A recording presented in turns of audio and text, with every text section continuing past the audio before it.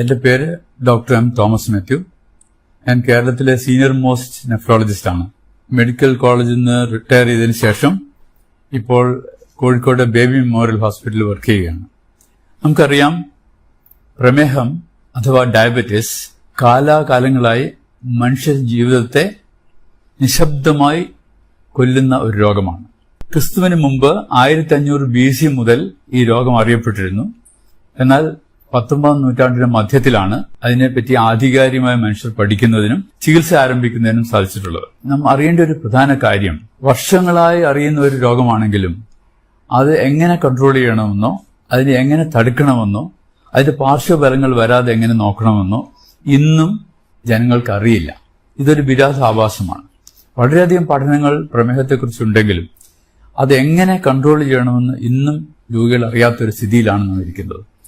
ഏത് ആശുപത്രിയിലെ out patient ക്ലിനിക്കുകൾ നമ്മൾ എടുത്താലും ജനറൽ മെഡിക്കൽ ഔട്ട് പേഷ്യന്റിൽ വരുന്നതിൽ ഒരു 40% പ്രമേഹ രോഗം അതിനോടനുബന്ധിച്ചുള്ള രോഗങ്ങളുള്ളവരായിരിക്കും. ഒരു സർജിക്കൽ സൈഡിലാണെങ്കിൽ അതിലും കാണാം 40-50%. അല്ല, ഇനി സ്പെഷ്യാലിറ്റി ക്ലിനിക്കിലാണെങ്കിലോ കാർഡിയോളജി, ന്യൂറോളജി അല്ലെങ്കിൽ നെഫ്രോളജിക്കാണെങ്കിൽ 60% രോഗികൾക്കും പ്രമേഹമായി ബന്ധപ്പെട്ട പ്രശ്നങ്ങളുമായിട്ടാണ് അവർ വരുന്നതെന്ന് നമ്മൾ കാണുന്നത്. ഇതെന്തുകൊണ്ടാണ് ഇത്രയും വിദ്യാഭ്യാസവും ഇത്രയും ലോകജ്ഞാനവും ഇത്രയും രോഗങ്ങളെപ്പറ്റിയുള്ള വിവരമുള്ള ഒരു ജനതയ്ക്ക് ഇതെന്തുകൊണ്ടാണ് ഇങ്ങനെ സംഭവിക്കുന്നതെന്ന് നാം ആലോചിക്കാറുണ്ട്. അധികം പേരും പറയും, രോഗമൊന്നുമില്ല, ഇപ്പോൾ ഒരു തലവേദനയായി ഡോക്ടർ നോക്കിയപ്പം പ്രഷർ ഉണ്ടെന്ന് പറഞ്ഞു, പിന്നെ ടെസ്റ്റ് ചെയ്യുമ്പോൾ കിഡ്നിക്ക് കേടുണ്ടെന്ന് പറഞ്ഞു. അപ്പോൾ ഷുഗർ ഉണ്ടോ നിങ്ങൾക്ക്? ഷുഗർ ഇല്ല, പക്ഷെ പണ്ടൊക്കെ കുറച്ച് ബ്ലഡ് ഷുഗർ കുറച്ച് അധികമുണ്ട്, എന്തെങ്കിലും മരുന്ന് കഴിക്കണ്ടോ? മരുന്നൊന്നുമില്ല, ഭക്ഷണത്തിൽ കൺട്രോളാണ്. ഇവിടെ ഇതാണ് സ്ഥിതി. അവർ അഡ്മിറ്റ് ചെയ്ത് നോക്കുമ്പോൾ കാണാം ബ്ലഡ് ഷുഗർ 360, ബ്ലഡ് പ്രഷർ 160/100. അപ്പോൾ പറയും ഇതുവരെ പ്രശ്നമൊന്നും ഉണ്ടായിരുന്നില്ല, ആശുപത്രി വന്നതുകൊണ്ടാണ് രോഗം ഉണ്ടായെന്നാണ് ജനങ്ങൾ ധരിക്കുന്നത്. ഈ പ്രമേഹം എന്നുള്ള രോഗം ഒരുപക്ഷെ നമ്മൾ ജനിക്കുമ്പോൾ തന്നെ തുടങ്ങുന്ന ഒരു രോഗമാണ്.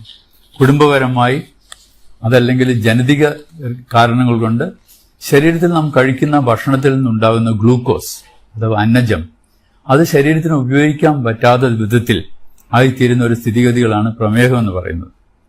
നമുക്കറിയാം 2 തരം പ്രമേഹമുണ്ട്, ടൈപ്പ് 1, ടൈപ്പ് 2. ടൈപ്പ് 1 പ്രമേഹം കുട്ടികളിലാണ് സാധാരണ ഉണ്ടാവുക.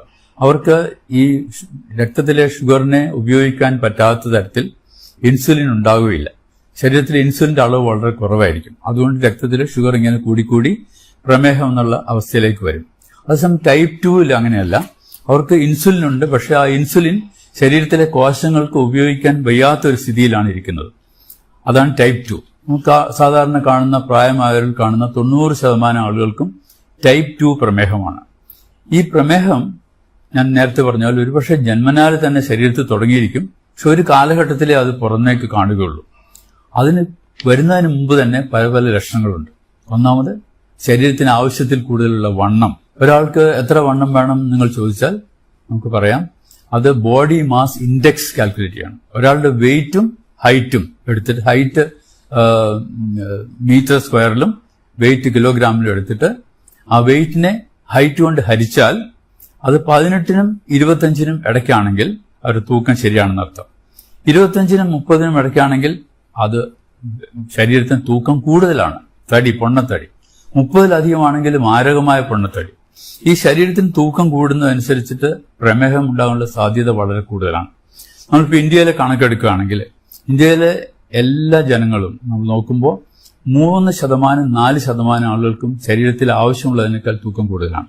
കേരളത്തിലാണെങ്കിൽ അടുത്ത കാലത്ത് നടന്ന പഠനങ്ങളൊക്കെ കാണിക്കുന്നത് 30% പേർക്കും ഓവർ വെയ്റ്റ്, തടി കൂടുതലാണ് ശരീരത്തിന്. ഈ തടി കൂടുതലാവുമ്പോൾ ശരീരത്ത് ഉണ്ടാവുന്ന ഗ്ലൂക്കോസ് ഉപയോഗിക്കപ്പെടാതെ ഇൻസുലിൻ കൊണ്ട് പ്രവർത്തിക്കാൻ സാധിക്കാത്ത തരത്തിൽ രക്തത്തിലെ ഷുഗറിന്റെ അളവ് കൂടിക്കൊണ്ടേയിരിക്കും. സോ അമിതമായ വണ്ണം, അമിതമായ ഭക്ഷണം, നമ്മൾ തോന്നിമാതിരി ഭക്ഷണം കഴിക്കുന്ന ഒരു കാലത്താണ് നാം ജീവിക്കുന്നത്. പണ്ട് കാലത്ത് കഴിച്ചിരുന്ന ഭക്ഷണ രീതി കംപ്ലീറ്റ് മാറി, ജീവിതശൈലി കൊണ്ടിട്ട് ഭക്ഷണരീതി മാറി. ഒരാൾക്ക് ഒരു ദിവസം വേണ്ടത് അയാളുടെ വെയിറ്റിനെ 20 അല്ലെങ്കിൽ 30 കൊണ്ട് ഗുണിച്ചാൽ കിട്ടുന്ന അത്ര കാലോറീസ് ആണ്. ഊർജം, നമ്മുടെ ശരീരത്തിന് ജോലി ചെയ്യാൻ വേണ്ടി ഊർജ്ജമാണ് ആവശ്യം. ആവറേജ് ഉള്ള ഒരാൾക്ക്, ഒരു 60 കിലോ വെയിറ്റ് ഉള്ള ആൾക്ക് ഏകദേശം 1400 തുടങ്ങി 1800 കലോറീസ് ആണ് ആവശ്യം. ഈ കലോറീസ് നമുക്ക് എങ്ങനെ കിട്ടും? നമുക്ക് ഭക്ഷണത്തിനെ 3 തരംതിരിക്കാം. ഭക്ഷണത്തിൽ പ്രധാനമായിട്ട് ഊർജ്ജം ലഭിക്കുന്നത് നമ്മൾ കഴിക്കുന്ന ധാന്യങ്ങൾ, അല്ല നമ്മൾ കഴിക്കുന്ന കൊഴുപ്പ്, നമ്മൾ കഴിക്കുന്ന പ്രോട്ടീൻ, ഈ 3 ഭാഗങ്ങളിൽ നിന്നാണ് നമുക്ക് ശരീരത്തിന് ആവശ്യമായുള്ള ഊർജ്ജം ലഭിക്കുന്നത്. ഈ ഊർജ്ജം നമുക്ക് ആവശ്യത്തിൽ അധികം കിട്ടിക്കഴിഞ്ഞാൽ അത് ശരീരത്തിന് ഉപയോഗിക്കാതെ അത് കൊഴുപ്പായി കൂടും, ഷുഗറായി രക്തത്തിൽ ഇങ്ങനെ ഓടി നടക്കും, ശരീരത്തിന്റെ അവയവങ്ങൾ കയറി പിടിക്കും.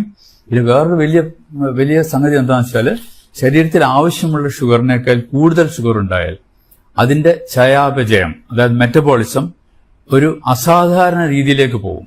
സാധാരണ ഷുഗർ മെറ്റബോളൈസ് ചെയ്യുന്നത് ശരീരത്തിന് ഊർജ്ജം ലഭിക്കാനാണ്. എന്നാൽ അധികമുള്ള ഷുഗർ, അതായത് അധികം നോക്കുമ്പോൾ നിങ്ങൾ ചോദിക്കുക എത്രയാണ് അധികം? അതായത് ഒരു ഫാസ്റ്റിംഗ് സ്റ്റേജിൽ ഒരാൾക്ക് ഷുഗർ വേണ്ടത് 100 മില്ലിഗ്രാമിൽ കുറവായിരിക്കണം. 80 തുടങ്ങി 100 ഫാസ്റ്റിംഗിൽ വേണ്ടത്. ഭക്ഷണം കഴിച്ച് 2 മണിക്കൂറിന് ശേഷം നോക്കുകയാണെങ്കിൽ അത് ഒരു 120-നും 140-നും ഇടയ്ക്കായിരിക്കും. അതിൽ കൂടുതലൊക്കെയാണ് അധികം ഷുഗർ എന്ന് പറയുന്നത്. അപ്പോൾ രക്തത്തിലെ ഷുഗർ അധികമായാൽ അത് ശരീരത്തിന് ഉപയോഗിക്കുന്നത് സ്വാഭാവികമായി ഉപയോഗിക്കുന്നതിന് പകരം അത് അബ്നോർമൽ പാത്വേയിൽ കൂടെ പോകും. 5 തരത്തിൽ ഈ ഗ്ലൂക്കോസ് മെറ്റബോളൈസ് ചെയ്തു പോകും. അത് ഈ 5 തരത്തിൽ പോകുന്ന മെറ്റബോളിസം ശരീരത്തിന് ഉപയോഗമില്ലാതെ ശരീരത്തിന് കേട് വരുത്തുന്ന രീതിയിലാണ് ആ മെറ്റബോളിസം നടത്തുന്നത്. അപ്പോൾ എന്ത് പറ്റും? ഈ ഷുഗർ ശരീരത്തിന് ഉപയോഗിക്കാതെ കൊഴുപ്പായി ലിവറിലേക്ക് പോയി അടിയും. ഫാറ്റി ലിവർ ഉണ്ടാവും.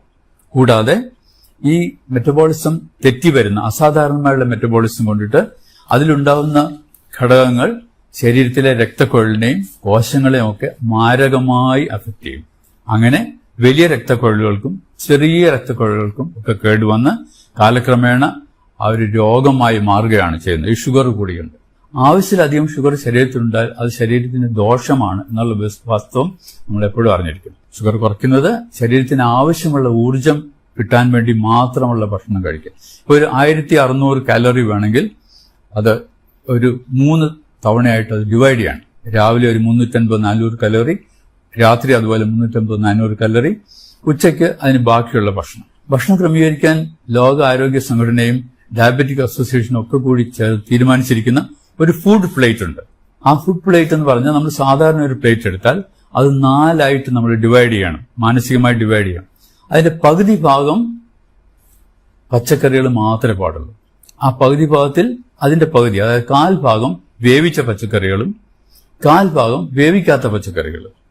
അപ്പൊ 1/2 ഭാഗം അങ്ങനെ പോയി. മറ്റേ 1/2 ഭാഗത്ത് അതിന്റെ 1/4 ഭാഗത്തിൽ പ്രോട്ടീൻ അടങ്ങിയ സംഗതികൾ, അത് ഒന്നില് പയറ്, കടല, പരിപ്പ്, അല്ലെങ്കിൽ മീനോ അല്ലെങ്കിൽ മുട്ടയോ അതല്ലെങ്കിൽ ഇറച്ചിയോ.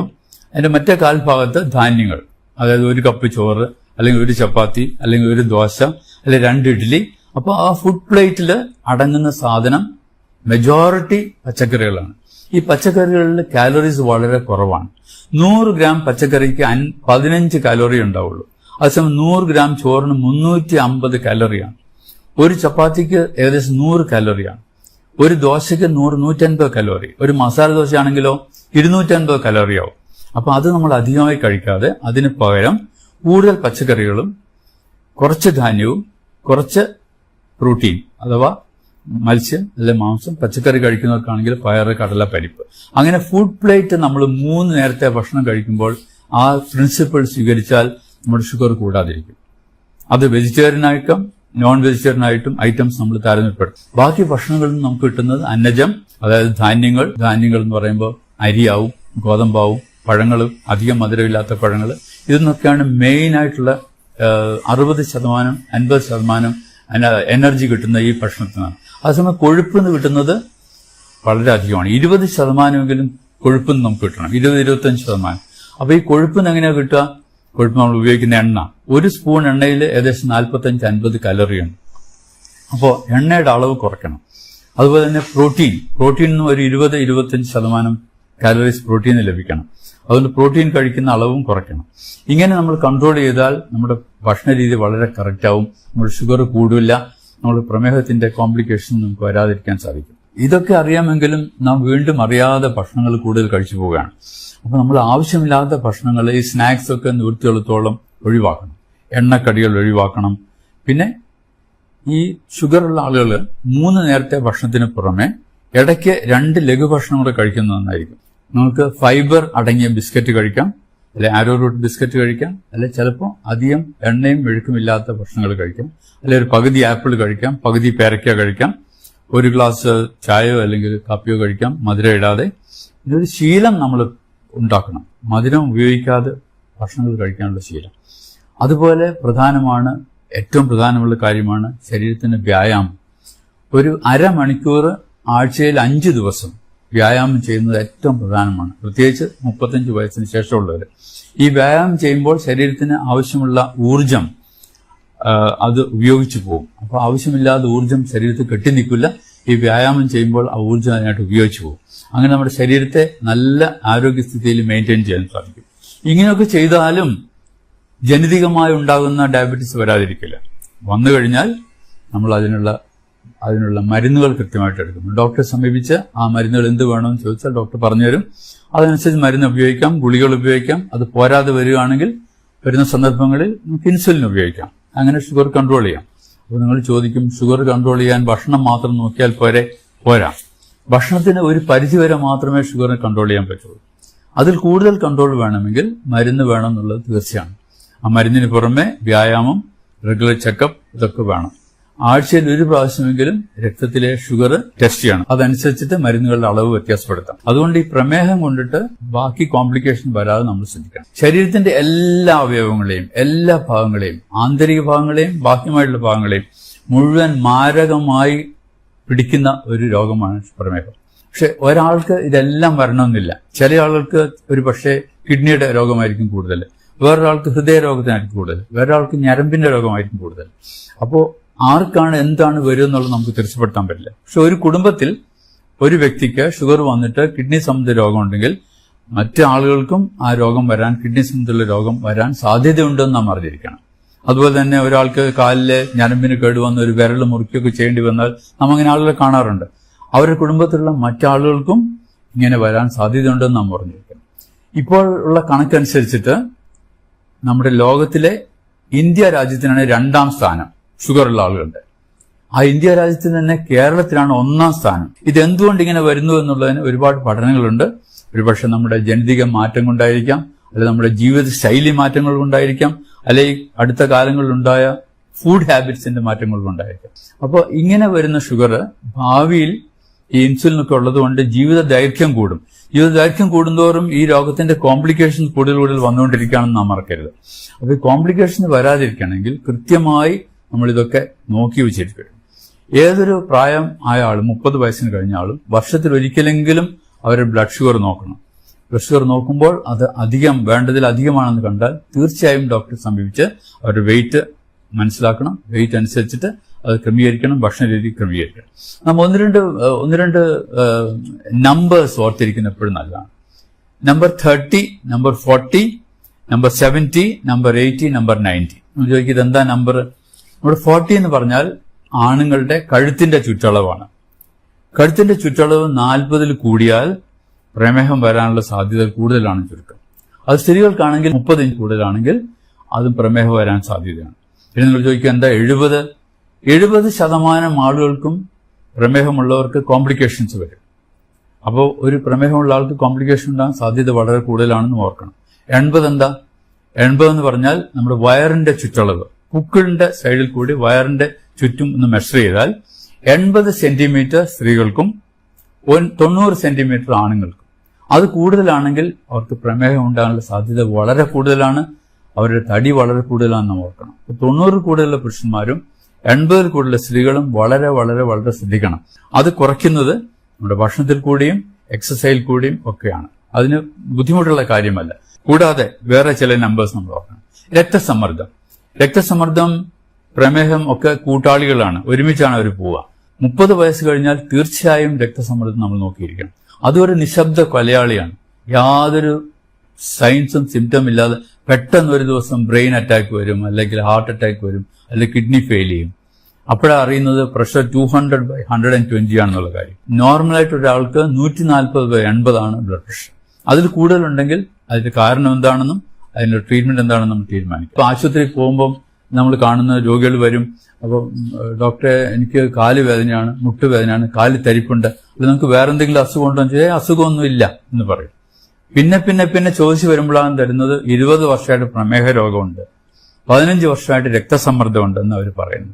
ഒരു 50 വർഷമായ രോഗികളെ കണ്ട് പരിചയമുള്ള എനിക്ക് നിങ്ങളോട് പറയാനുള്ള ഒരു പ്രധാന കാര്യം അതാണ്.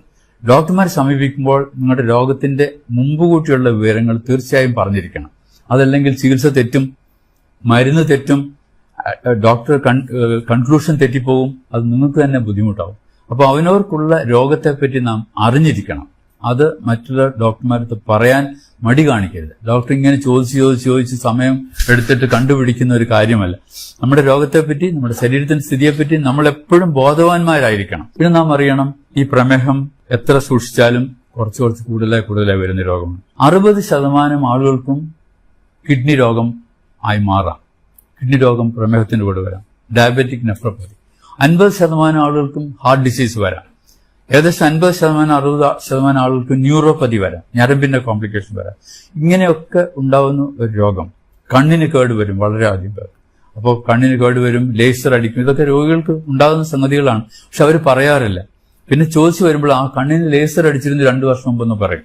അപ്പോൾ അന്നേ ഷുഗർ ഉണ്ടെന്നുള്ള കാര്യം അവർ മറന്നുപോകുന്നു. ആ ഷുഗറിനെ കൺട്രോൾ ചെയ്യുന്ന കാര്യം മറന്നുപോകുന്നു. ഡോക്ടർമാർ പറയും നിങ്ങൾ ശരിക്കും ഷുഗർ കൺട്രോൾ ചെയ്യണം. എന്നാൽ എങ്ങനെ കൺട്രോൾ ചെയ്യണമെന്ന് അവർക്ക് അറിയുന്നില്ല. ഭക്ഷണത്തിൽ ക്രമീകരിക്കുക, എക്സസൈസ് ചെയ്യുക, വെയിറ്റ് കുറയ്ക്കുക, ഈ പ്രധാന കാര്യങ്ങളെല്ലാം നമ്മൾ സൂക്ഷിച്ചാൽ കൂടുതൽ കോംപ്ലിക്കേഷൻ ഇല്ലാതെ ഡയബറ്റീസിനോട് കൂടി ഒരു സുഗമമായ ജീവിതം നയിക്കാൻ സാധിക്കും. നമുക്ക് മനസ്സിലായെന്ന് കരുതുന്നു. Thank you very much.